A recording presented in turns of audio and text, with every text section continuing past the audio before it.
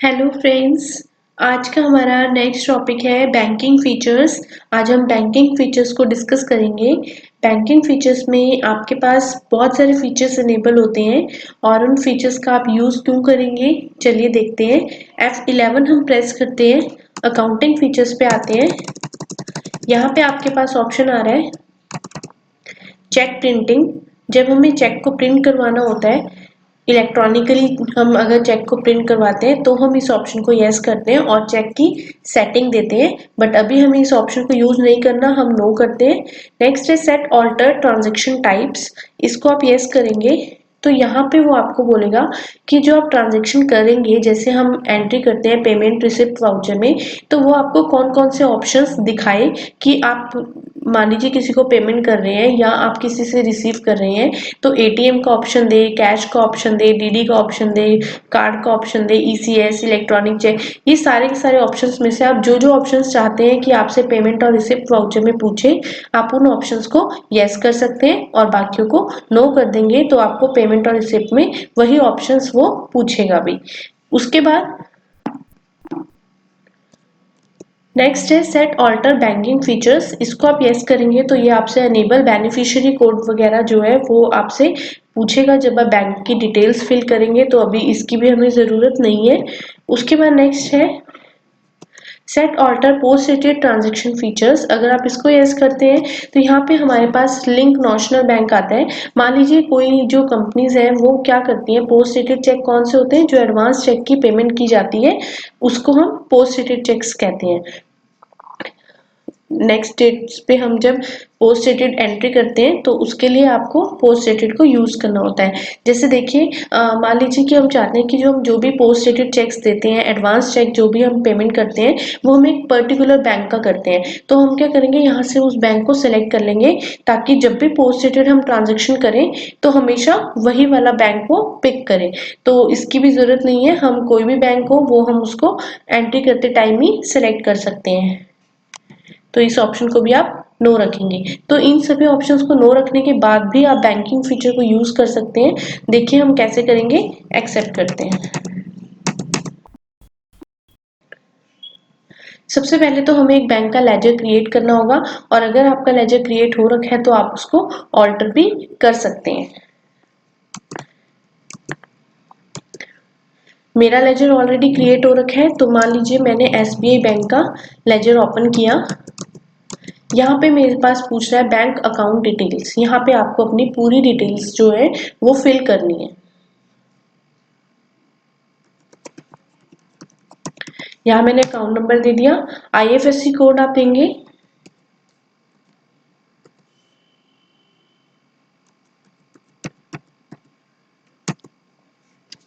IFSC code देंगे, 11 digits का होता है। नेक्स्ट है बैंक नेम। बैंक नेम में अभी आप देखिए यहाँ पे नॉट एप्लीकेबल आ रहा है, अदरवाइज अगर आप ओरिजिनल रिलीज यूज कर रहे होते, ओरिजिनल लाइसेंस वर्जन यूज कर रहे होते, तो यहाँ पे बैंक नेम में आपकी साइड में लिस्ट ओपन हो जाती बैंक्स की, जिसमें से आप एसबीआई बैंक को सिलेक्ट कर लेते। बट अभी हमारा ऑफलाइन मोड पे हम कर रहे हैं तो इसलिए मैं यहाँ पे इसको नॉट एप्लीकेबल ले रही हूँ। नेक्स्ट है ब्रांच, कौन सी ब्रांच है वो आप यहाँ पे दे देंगे। उसके बाद नेक्स्ट आ रहा है बैंक कॉन्फ़िगरेशन। यहाँ पे आप अपनी चेकबुक को सेट कर लेंगे। जैसे एसबीआई बैंक की आपको चेकबुक होगी आपके पास, आप उस चेकबुक के नंबरिंग को यहाँ पे सेट कर सकते हैं। जैसे देखिए मैंने यस किया तो यहाँ पे वो आपसे कह रहे हैं फ्रॉम नंबर, तो आप यहाँ पे अपने चेकबुक का नंबर दे देंगे कि कहाँ से हमारी जो चेकबुक है वो स्टार्ट हो रही है। 6 डिजिट होते हैं चेकबुक के नंबर की, तो आपने हमेशा ध्यान रखना है कि 6 डिजिट तो एटलीस्ट डालनी ही है। 2 नंबर, कहाँ तक आपके पास चेकबुक है, 50 तक, तो नंबर ऑफ चेक्स कितने हो गए 41, वो आपको नंबर ऑफ चेक शो करवा रहा है। नेक्स्ट है चेकबुक नेम, बुक का नाम क्या है। मान लीजिए मैंने कुछ भी दे दिया, एसबीआई बुक 1। अगर आपकी और भी चेकबुक है उसमें चेक नंबरिंग अलग है तो वो आप नीचे सेट कर सकते हैं। उसके बाद हम एंटर करेंगे। नेक्स्ट है चेक प्रिंटिंग कॉन्फ़िगरेशन, इसको हम यस करते हैं। यहाँ पे हमारे पास चेक प्रिंटिंग का ऑप्शन इनेबल नहीं है क्योंकि मैंने अभी आपको ये नहीं बताया है, तो इसलिए हम इसको नो करके रखेंगे, अभी हम इसका यूज नहीं कर रहे हैं। देन आपने एक्सेप्ट कर देना। अब आप देखेंगे इसको जब हम एक्सेप्ट कर लेंगे तो आपके पास यहाँ पे बैंकिंग पे आप आएंगे, आपके पास ये काफी ऑप्शंस जो है वो शो हो जाएंगे। चेक प्रिंटिंग अभी हाईलाइट नहीं हो रहा क्योंकि ऑप्शन हमारा यस नहीं है। तो फर्स्ट है चेक रजिस्टर। आप चेक रजिस्टर पे एंटर करते हैं तो यहाँ पे हमारे पास आ रहा है एसबीआई चेक्स कितने अवेलेबल है, 41, अनरिकॉन्सिल्ड 2 आ रहा है। 2 मीन्स की मतलब जो मैंने पहले एसबीआई बैंक की ट्रांजेक्शन्स की हैं इसलिए यहाँ पे अनरिकॉन्सिल्ड 2 आ रहा है और उसमें हमने चेक नंबर का यूज भी नहीं किया। तो आप इसका तो अभी आप ना देखिए, अभी हम अवेलेबल चेक्स देखते हैं जो हमने 41 जो मैंने अभी चेक की सेटिंग अभी की है। लास्ट जो हमने एसबीआई बैंक से हमने जो पेमेंट की है चेक के थ्रू, उसमें हमने चेक नंबरिंग वगैरह कुछ भी सेट नहीं किया था। तो अभी हम यहाँ 41 इन पे एंटर करते हैं। देखिए अब यहाँ पे हमारे पास सारे चेक्स अवेलेबल आते हैं, 50 तक हमारे पास है। मैं क्या करती हूँ, मुझे किसी एक पर्टिकुलर चेक को किसी को ब्लैंक चेक इशू करना है। मैं फर्स्ट जो चेक है ये 10 वाला, ये मेरे को किसी को ब्लैंक इशू करना है। तो हम क्या करते हैं, आपने क्या करना है, इस चेक को पहले तो सिलेक्ट करना है, ये वाले चेक को। इसको सिलेक्ट करने के लिए आप क्या करेंगे, स्पेस की प्रेस करेंगे, अपने सिस्टम से स्पेस की को प्रेस करेंगे तो आप देखेंगे कि ये आपका सिलेक्ट हो जाएगा। उसके बाद यहाँ पे हम आएंगे Alt+A, ऑल्टर स्टेटस, यहाँ पे आप क्लिक करेंगे। उसके बाद नेक्स्ट है ब्लैंक चेक, आपने ब्लैंक चेक इशू करना है या कैंसिल चेक करना है। तो हम क्या करेंगे, ब्लैंक। देखिए अब हम ब्लैंक चेक पे जब एंटर करेंगे तो वो आपको दिखाएगा need to enable in F11 accounting features, allow zero value entries and use reversing journal and optional vouchers in order to proceed. इसको आगे करने के लिए हमें ये दो फीचर्स को यस करके आना पड़ेगा F11 पे, तब जाके हम ब्लैंक चेक को इशू कर सकते हैं। क्योंकि देखिए ब्लैंक चेक का मतलब क्या है कि आपको खाली चेक दे रहे हैं किसी को, जिसके ऊपर आपने कोई अमाउंट नहीं लिखनी है। तो टैली हमें कभी अलाउ नहीं करता कि आप कोई ऐसी ट्रांजेक्शन करो जिसमें आप वैल्यू 0 लिखो। तो इसलिए हम क्या करते हैं, पहले हमें फीचर को इनेबल करना होगा, तब हम यहाँ पे ब्लैंक चेक या कोई भी कैंसिल चेक को स्टेटस में यूज कर पाएंगे। तो चलिए यहाँ से हम एस्केप करते हैं पहले एक बार, उसके बाद यहाँ पे F11 प्रेस करेंगे और इस फीचर को यस करेंगे।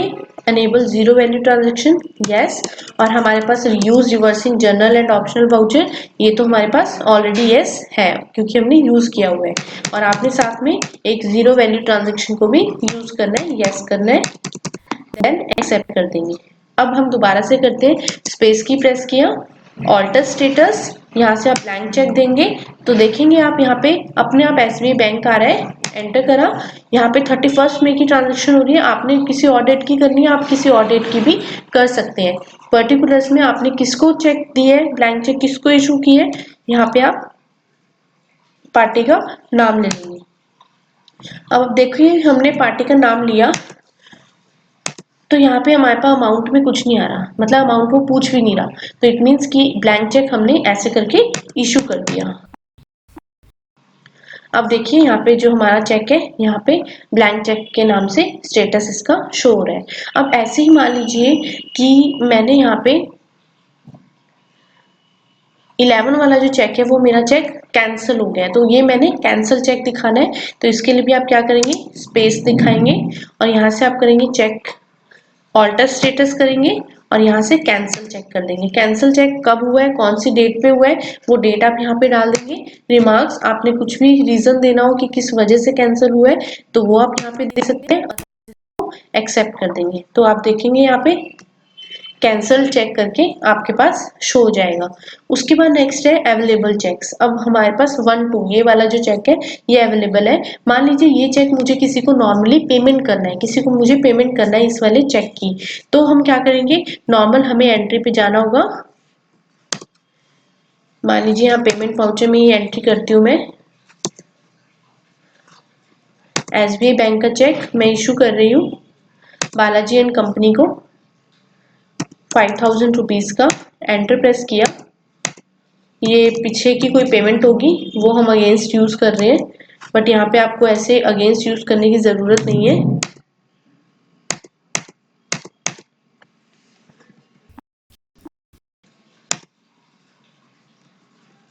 यहाँ पे हम एक पार्टी का नाम ही बना लेते हैं,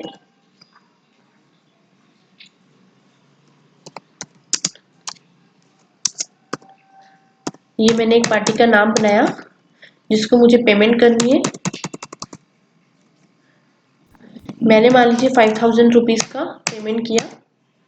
अब देखिए यहाँ पे इसने चेक रेंज में मेरे को ये चेक रेंज शो किया, पूरी चेक रेंज यहाँ पे शो कर रहा है। तो यहाँ पे टेबल होते हैं F12 करके, यहाँ पे आप चाहते हैं कि use auto cheque numbering, auto cheque pick करें, allow selection of cheque range. अगर आपको चेक रेंज सेलेक्ट करके दिखाए तो आप यहाँ पे यस कर सकते हैं। तो बैंकिंग से रिलेटेड जो ट्रांजेक्शन होगी वो आपको यहाँ पे कॉन्फ़िगरेशन होगी वो आपको यहाँ पे शो हो जाएगी। तो देखिए यहाँ पे मेरे पास अपने आप उसने कर लिया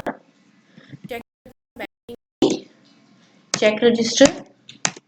ये देखिए मेरे पास 1-2 वाला जो चेक है जो अवेलेबल था वो अब अनरिकॉन्सिल्ड में आ गया। अनरिकॉन्सिल्ड मतलब कि मैंने चेक इशू कर दिया है सहिता एंड कंपनी को, बट अभी वो चेक लगा नहीं है, रिकॉन्सिल नहीं हुआ, बैंक ने क्लियर नहीं किया, तो इस वजह से यहाँ पे अनरिकॉन्सिल्ड आ रहा है। बाद में हम BRS बनाएंगे, बैंक रिकॉन्सिलेशन स्टेटमेंट, तो हम इस चेक को रिकॉन्सिल करेंगे। तो ऐसे करके आप रिकॉन्सिलेशन कर सकते हैं और यहाँ पे चेक्स का यूज कर सकते हैं कि जो भी आपके चेक नंबरिंग है उनको आप स्टेटस को दिखा सकते हैं कि कितने चेक आपके ब्लैंक हो गए, कितने कैंसिल हो गए, कितने रिकॉन्सिल है, कितने अनरिकॉन्सिल है।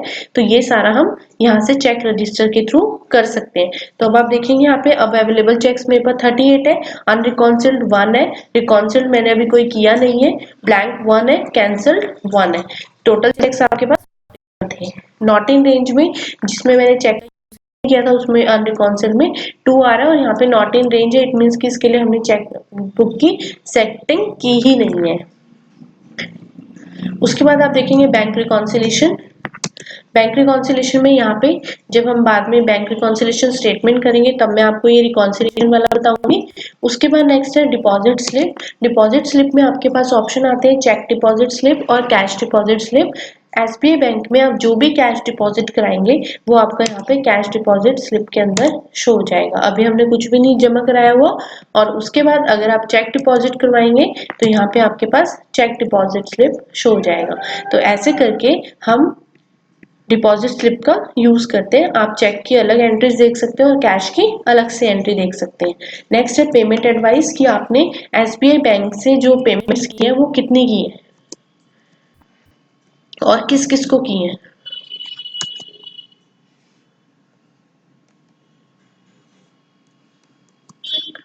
कोई भी पार्टी को आप ओपन करके देख सकते हैं कि यहाँ से आपने किस किस पार्टी के थ्रू ये पेमेंट आपने की हुई है। उसके बाद नेक्स्ट है पोस्ट डेटेड समरी। आपने अगर SBI बैंक के कोई एडवांस चेक दिए होंगे यहाँ पे वो चेक्स भी शो हो जाएंगे। पोस्ट डेटेड चेक्स जो आपने दिए होंगे वो भी यहाँ पे शो कर देंगे। तो हम पोस्ट डेटेड का भी फीचर बाद में करेंगे, तो मैं आपको ये पोस्ट डेटेड का बताऊंगी कि आप पोस्ट डेटेड का यूज कैसे करते हैं। तो अभी के लिए तो आपने सिंपल चेक रजिस्टर का यूज करना है, डिपॉजिट स्लिप, पेमेंट एडवाइस ये आप करेंगे। बाकी हम नेक्स्ट वीडियोस में बताऊंगी मैं आपको कि कैसे हम और भी बैंकिंग का और फर्दर हम यूज कर सकते हैं।